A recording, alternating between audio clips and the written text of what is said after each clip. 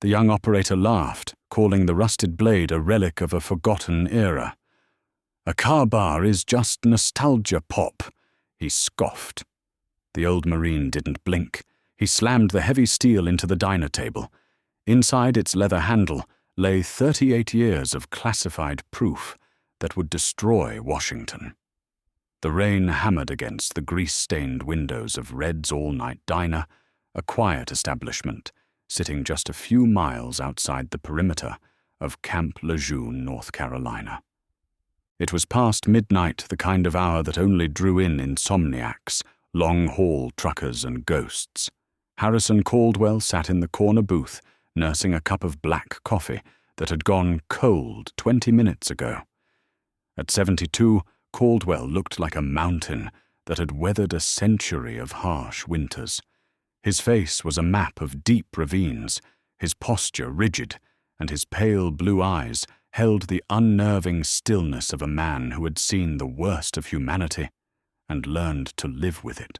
Spread across the formica table in front of him was a cleaning mat, a bottle of gun oil, and a battered 7-inch K-bar combat knife. The leather-stacked handle was blackened with age, sweat, and things Caldwell preferred not to name. The parkerized finish on the high-carbon steel blade was worn down to the bare, gleaming metal, in places a testament to decades of hard, unforgiving use. "You're wasting your time with that relic, old man." The voice belonged to Derek Collins, a 20-something private military contractor wearing tan 511 tactical pants and a tight black t-shirt that showed off sleeves of fresh, immaculate tattoos. Collins had walked into the diner 10 minutes prior, carrying the swagger of a man who had done a single tour in a quiet province and mistaken it for war. He slid into the booth across from Caldwell, without an invitation, setting a sleek carbon fiber folding karambit on the table. Titanium handle S35 VN steel assisted opening. Collins bragged, tapping his modern blade. "Lighter, faster, and actually useful in the 21st century. That heavy piece of scrap you're oiling a K-bar is just nostalgia. Good for opening MRS and looking tough at the VFW, but that's about it." Caldwell didn't look up immediately. He carefully applied a drop of oil to a soft cloth and ran it along the blood groove of the heavy blade. The diner was dead quiet, save for the hum of the neon sign in the window and the rhythmic patter of the rain. When Caldwell finally raised his eyes, the temperature in the booth seemed to drop by 10 degrees. "Nostalgia," Caldwell repeated. His voice was a gravelly baritone, rough as sandpaper. "Nostalgia is a longing for something you miss. It's a fond memory. Let me tell you something, son. I don't miss a damn thing about what this knife has seen." Collins offered a condescending smirk, clearly expecting another exaggerated war story about storming a beach or peeling potatoes in the rain. "Sure, Pop, whatever you say." 38 years ago. Caldwell began his tone, ignoring the interruption entirely. The United States government didn't exist in the Darien Gap. Officially, we were never there. The Pentagon had no records, the White House had plausible deniability, and God himself couldn't see through the jungle canopy. It was the late autumn of 1988. Operation Black Cypress. Caldwell was a gunnery sergeant assigned to a classified detachment of Marine Force Recon. They were loaned out against the better judgment of every commanding officer in the Corps to the CIA's Special Activities Division. Their handler was a company man named William Reed, a sharp-suited Ivy Leaguer who looked entirely out of place in the staging areas of Central America, yet moved with the untouchable arrogance of a man holding all the cards. The mission parameters were deliberately vague. Caldwell's 6-man team was tasked with infiltrating a heavily fortified sector of the Colombian-Panamanian border. Reed claimed a Soviet-backed cartel was hoarding Stinger missiles intended to shoot down American commercial flights. The objective was simple: locate the weapons cache, paint the target for an unregistered AC-13 O gunship and exfiltrate before the ash settled. We fast-roped out of a modified MH-53 pave low at 0200 hours, Caldwell said, his eyes unfocusing, as the memory pulled him backward. The diner faded. The smell of stale coffee was replaced by the suffocating stench of rotting vegetation ozone and aviation fuel. The rain in the gap doesn't fall.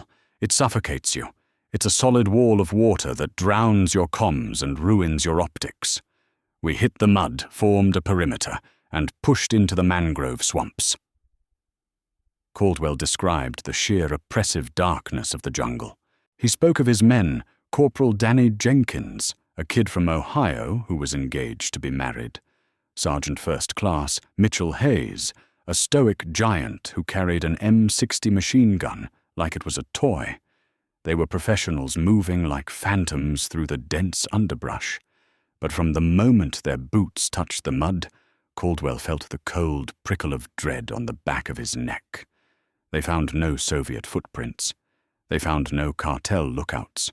What they found 2 miles inland was a freshly cut trail littered with the discarded wrappers of American-made MREAs and the distinctive boot prints of standard-issue military footwear. We weren't hunting a cartel, Caldwell told the young contractor, whose arrogant smirk was slowly beginning to falter under the sheer suffocating gravity of the old man's narrative. And we weren't alone in the dark. We had walked into a slaughterhouse, and William Reed was the man who sold the tickets. Caldwell paused, wrapping his calloused fingers around the leather handle of the K-bar. He gripped it tight enough to turn his knuckles white. "This knife," Caldwell whispered, the blade catching the dim diner light, "is the only reason I walked out of that jungle. And it's the only reason William Reed is going to spend the rest of his life in a federal black site." The ambush didn't start with a warning shot. It started with the catastrophic detonation of a claymore mine that vaporized the canopy above them, sending a deadly shower of shrapnel and splintered mahogany raining down into the swamp. Sitting in the diner, Caldwell's eyes were entirely devoid of warmth. Collins, the young contractor, had stopped leaning back in his seat. He was leaning forward now, his carbon fiber karambit forgotten on the table. Jenkins was on point, Caldwell said, his voice flat stripped of all emotion, to hold back the tide of grief that still threatened to drown him 38 years later. The blast threw him 15 feet. Before Hayes could even rack the bolt on his M60, the tree line lit up. But it wasn't the ragged, undisciplined spray of cartel foot soldiers. It was controlled 3-round bursts, enfilading fire. The enemy was using Marine Corps infantry tactics to rip us to shreds. In the jungle of 1988, chaos reigned supreme. Caldwell hit the mud, the swamp water instantly soaking through his fatigues. Tracers cut through the torrential rain like angry fireflies. Beside him, Hayes unleashed a deafening barrage of suppressing fire, screaming for Jenkins. But Jenkins was gone, his torso shredded by the initial blast. "Fall back, break contact," Caldwell had roared over the deafening cacophony of gunfire. He keyed his radio desperately, trying to raise the CIA overwatch. "Viper Actual. This is Ghost 20 troops. In contact. We are compromised. I say again, compromised. Request immediate extract." Only static hissed back. It wasn't equipment failure. It was localized jamming. "They were waiting for us," Caldwell explained to Collins, tracing the edge of his K-bar with a calloused thumb. "We were sent there to die. The AC-130 was never on standby. There were no Soviet missiles. The target was us." Caldwell ordered his surviving men to scatter and melt into the jungle, initiating an evasion protocol meant to make them impossible to track. But as they bounded back through the thick undergrowth, Caldwell took a grazing round to the thigh. He fell down, a steep, slick embankment, tumbling through thorn bushes and thick mud until he crashed into a stagnant pool of black water. When he finally pulled himself up, fighting the burning agony in his leg, he was alone. His primary weapon, an CAR-15 carbine, was jammed tight with impenetrable swamp clay. His secondary sidearm was gone, lost in the fall. All he had left was the heavy K-bar strapped to his chest rig. For 2 days, Caldwell became a ghost. He evaded the hit squads patrolling the jungle. He watched from the branches of a banyan tree as heavily armed men in sterile fatigues swept the area. Through the scope of a dead mercenary's rifle he had scavenged, he saw the faces of the enemy. They weren't foreigners. They were American private military operatives. On the 3rd day of the evasion, the smell of aviation fuel led Caldwell to a jagged ravine. Hidden beneath a canopy of camouflage netting and dense vines lay the remains of a twin-engine Cessna completely obscured from aerial view. This was the true objective. I slid down into the ravine. Caldwell murmured the diner's ambient noise fading into the background of his memory. The pilot was dead in his seat, execution style, a single 9mm casing resting on the floorboards, but it was what he was handcuffed to that mattered. Attached to the dead pilot's wrist was a steel lockbox. The key was missing. Caldwell didn't have time to pick the lock. He could hear the crunch of boots and the low murmur of English voices approaching through the brush. The cleanup crew was closing in on the crash site. Caldwell drew his car-bar. He wedged the heavy steel blade into the seam of the lockbox and threw his entire body weight into it. The high-carbon steel flexed, groaning under the pressure, but it didn't snap. The cheap metal of the box finally gave way, popping open with a sharp crack. Inside wasn't gold or drugs or weapons. It was a single, waterproof ledger. "I opened it," Caldwell said, looking directly at Collins. It was a master ledger, black accounts, shipping manifests, names of high-ranking U.S., intelligence officers, Defense Department officials, and private defense contractors. They were moving millions of dollars in stolen military hardware to fund proxy wars off the books. And sitting right at the top of the payout list with his personal offshore routing numbers was our handler, William Reed. Reed hadn't sent Caldwell's team to destroy a weapons cache. He had sent them to find the crashed plane, secure the ledger that a rogue pilot had tried to abscond with, and then intended to have the Marine Recon team wiped out by mercenaries to leave no loose ends. Caldwell heard the safety of an M16 click off less than 30 yards away. The mercenaries were at the edge of the ravine. The ledger was too thick to carry. If he tried to run with it, it would get ruined in the swamp, or worse, found on his corpse. Caldwell frantically flipped to the back of the ledger. Taped to the inside of the heavy cover was a small sealed plastic square. Microfilm. The ultimate backup copy. "I pulled the tape," Caldwell told the silent contractor. "I grabbed my K-bar. I used a rock to hammer the steel pommel pin loose. The back cap slid off. Inside the stacked leather washers of the handle, there's a steel tang. I carved out a hollow in the damp leather, shoved the microfilm inside, and hammered the pommel back into place. I sealed the seam with swamp mutt and tree resin." Seconds later, Caldwell vanished into the brush, leaving the empty lockbox behind. When the mercenaries found the plane, they found the ledger, burned it on the spot, and assumed the secret was safe. They had no idea a lone, bleeding Marine was crawling through the mud with the evidence embedded in the handle of his knife. Caldwell survived. He made it to a civilian outpost 5 days later. But when he reported back to JSOC, he found the system rigged. Reed had already filed a posthumous report blaming the ambush on a massive cartel force. Caldwell's surviving men had been intimidated into silence or quietly reassigned. Reed had ascended the ranks, untouchable, shielded by a web of powerful men who shared the profits of his treason. "So you buried it," Collins whispered, his bravado entirely vanished, staring at the knife as if it were a live grenade. "You just kept the knife." "I buried it," Caldwell repeated, his voice dropping to a gravelly whisper that barely rose above the hum of the diner's neon sign. "But I didn't forget. And neither did William Reed." Derek Collins sat paralyzed in the vinyl booth. The carbon fiber karambit he had flaunted earlier now looked like a cheap plastic toy compared to the blackened steel of the car bar resting between them. The young contractor swallowed hard, the bravado completely drained from his tattooed arms.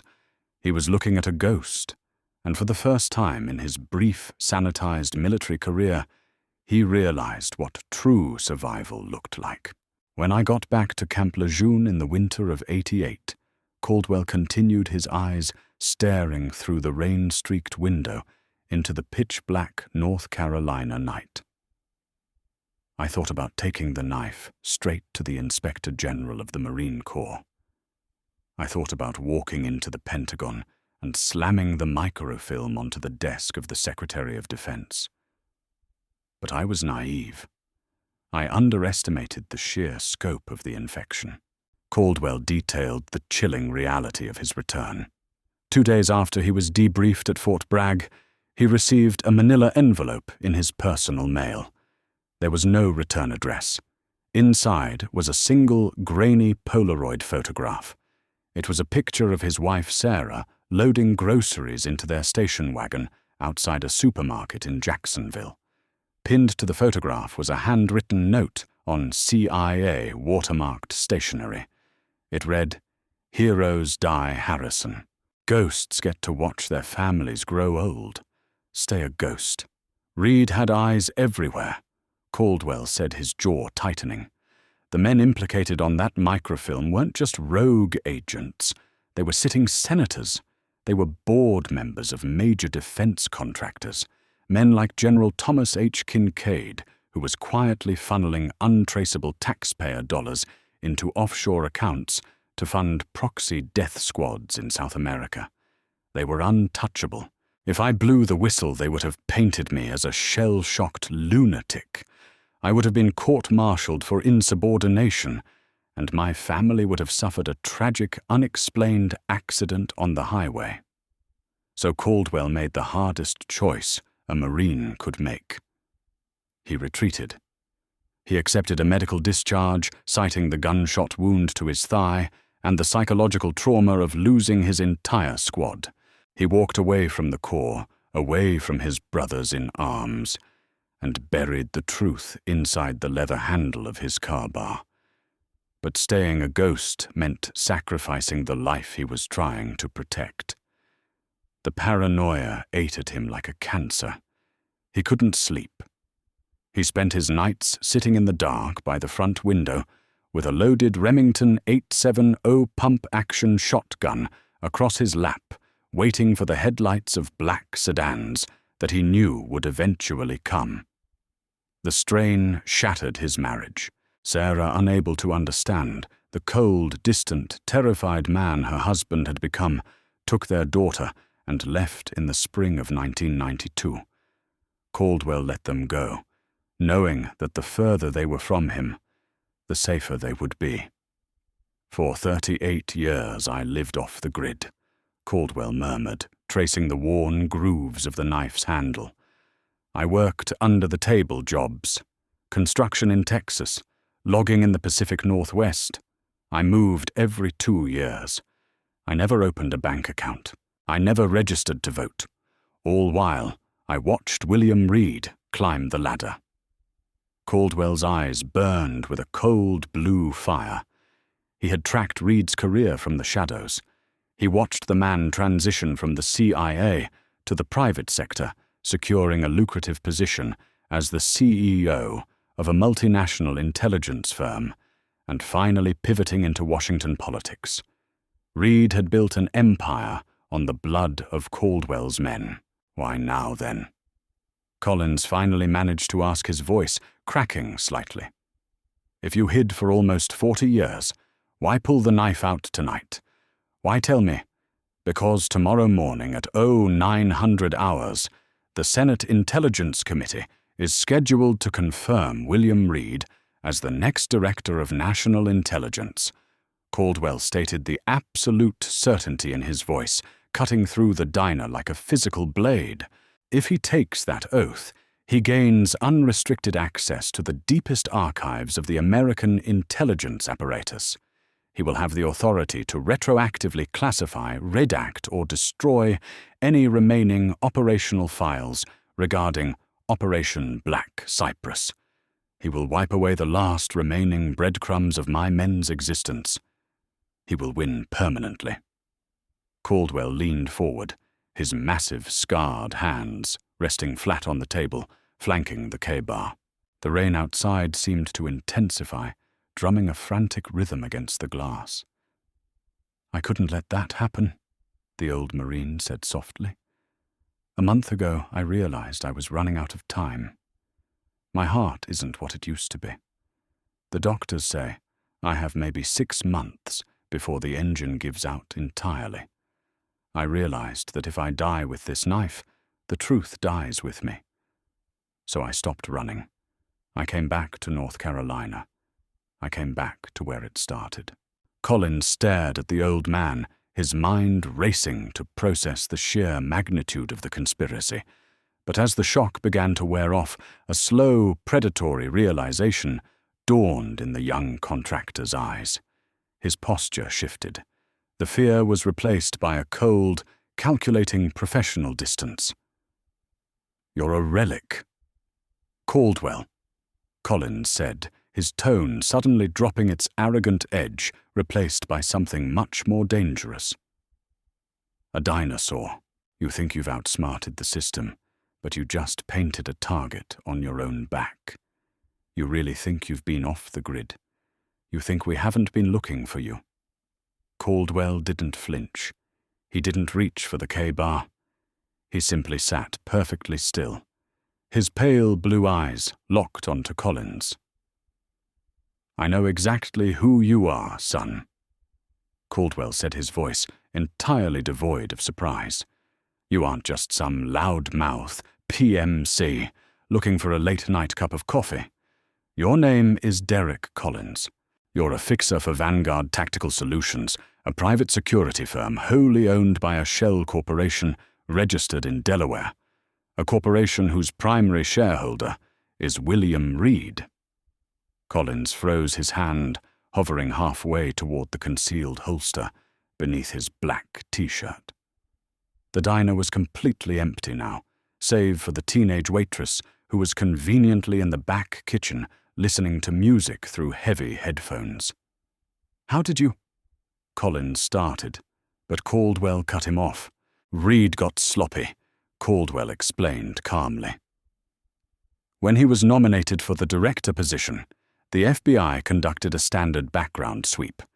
It triggered a dormant alert in an old NSA database I've been monitoring through a proxy server since 2015. I knew he would try to clean up his loose ends before the confirmation hearing. He knew I was the only man left alive from Black Cypress. He knew I was the only one who could ruin him. So 2 weeks ago, I intentionally broke my cover. I used my real social security number to check into a motel down the highway. I knew it would flag in his system. I knew he would send his best hound to hunt me down before sunrise." Collins's face twisted into a sneer. He drew a suppressed 9mm Glock from his waistband, keeping it low, hidden by the edge of the table, pointed directly at Caldwell's stomach. "You're a fool, old man," Collins hissed, his finger resting on the trigger. "You lured me here to do what stabbed me with that rusted piece of junk. You're 72 years old. I'll put 3 rounds in your gut before you even twitch. And then I'll take that knife, cut out the microfilm, and burn it in the parking lot. Reed wins. He always wins." Caldwell actually smiled. It was a terrifying expression, entirely devoid of joy. "You weren't listening, boy," Caldwell whispered. I said I buried the microfilm in the handle 38 years ago. I didn't say it was still there. Collins's eyes darted down to the heavy K-bar on the table. For the first time, he noticed a hairline fracture in the dried mud and resin near the steel pommel cap. It had been freshly broken. I pried the pommel off 3 days ago, Caldwell said, his voice ringing with the absolute finality of a judge delivering a death sentence. I extracted the microfilm. I took it to an old friend, a retired cryptographer living in Raleigh. We digitized the ledger. We digitized the banking routing numbers, the flight logs, the hit orders, everything. You're bluffing. Collins stammered, his grip on the Glock trembling slightly. You wouldn't. At 1800 hours tonight, Caldwell continued, ignoring the gun pointed at his chest. A secure encrypted data packet was transmitted to the personal inboxes of the Attorney General of the United States, the chairman of the Senate Intelligence Committee, and the managing editors of the Washington Post and the New York Times. The email contained 38 years of classified proof. Collins stared in horror. If the old man was telling the truth, the entire foundation of Reed's empire was already crumbling. I didn't lure you here to fight you, Collins, Caldwell said softly. I lured you here to keep you occupied. You were Reed's insurance policy. While you were sitting here for the last hour listening to an old man talk about nostalgia, you missed the window to warn your boss. As if on cue, the muted television mounted above the diner's front counter suddenly flashed with a red breaking news banner. Collins's eyes instinctively flicked toward the screen. The footage was live. It showed a convoy of black FBI tactical vehicles crashing through the wrought-iron gates of a sprawling estate in Alexandria, Virginia. The caption, scrolling across the bottom of the screen, read, "Federal authorities raid home of DNI nominee William Reed amid massive corruption leak." "Checkmate," Caldwell whispered. Collins looked back at the old Marine, his face pale, the Glock lowering in his hand. The fight was gone. There was no point in pulling the trigger. The secret was out. The ghosts of the Darien Gap had finally clawed their way out of the mud, and they were dragging William Reed down to hell. Caldwell calmly reached out, picked up the empty worn K-bar, and slid it smoothly into the leather sheath on his belt. He tossed a crumpled $20 bill onto the table to cover the cold coffee. "You can shoot me if you want, son," Caldwell said, standing up. He towered over the booth, casting a long, heavy shadow. "But my war is over. You need to figure out what you're going to do when the feds realize you're on Reed's payroll." Without another word, Harrison Caldwell turned and walked out of the diner. The bell above the door chimed softly. He stepped out into the freezing rain, taking a deep breath of the damp Carolina air. For the first time in 38 years, the weight on his chest was gone. The K-bar at his side was just a piece of steel again. The nostalgia was finally dead, replaced by justice. Harrison Caldwell proved that the truth, no matter how deeply buried, can never be destroyed. His rusted K-bar wasn't just a tool of war. It was the ultimate vessel for justice, holding 38 years of explosive secrets that brought down a corrupt empire. If this incredible true story of loyalty, sacrifice, and ultimate vengeance kept you on the edge of your seat, hit that like button. Don't forget to share this video with your friends and subscribe to the channel for more untold stories of real-life heroes and classified secrets. Let us know in the comments, what would you have done in Caldwell's shoes?